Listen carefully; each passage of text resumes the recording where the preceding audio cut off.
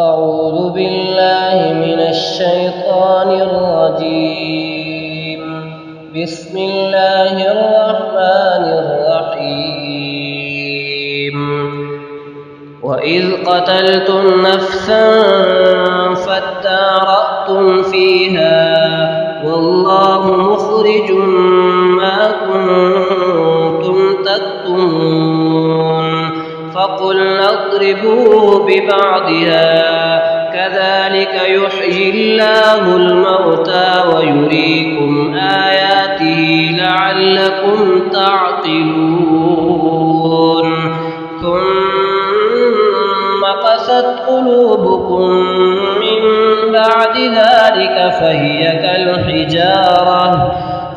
كالحجارة أو أشد قسوة وإن من الحجارة لما يتفجر منه الأنهار وإن منها لما يشقق فيخرج منه الماء وإن منها لما يهبط من خشية الله وما الله بغافل عما تعملون.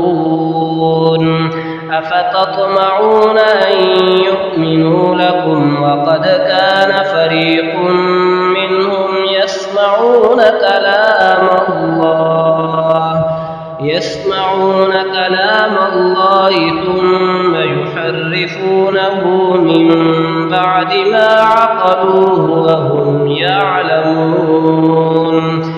وإذا لقوا الذين آمنوا قالوا آمنا وإذا خلا بعضهم إلى بعض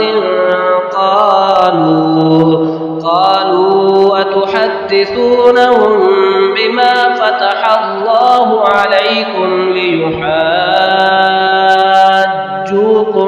به عند ربكم أفلا تعقلون. أولا يعلمون أن الله يعلم ما يسرون وما يعلنون. ومنهم أميون لا يعلمون الكتاب إلا أماني وإن هم إلا يظنون.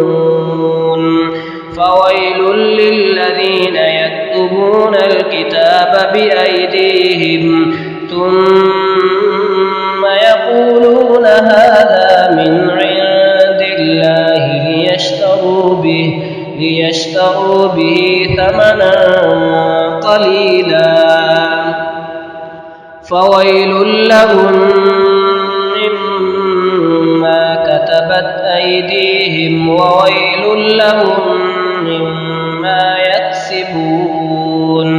وقالوا لن تمسنا النار إلا أياما معدودة قل أتخذتم عند الله عهدا فلن يخلف الله عهده أم تقولون على الله ما لا تعلمون.